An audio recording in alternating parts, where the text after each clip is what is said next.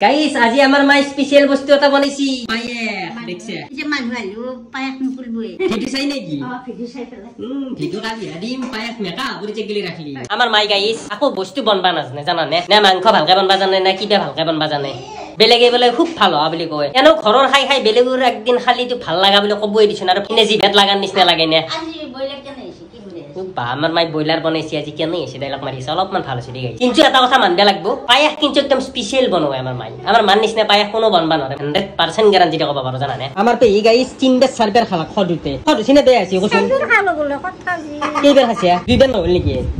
তিচেলি মই গাইস একবাৰে লৈছো এইবাৰে খাম ৰাতিপুৱাই বনাইছি মই চেগিলা খাওয়া নাছিলো কি কৈছে ই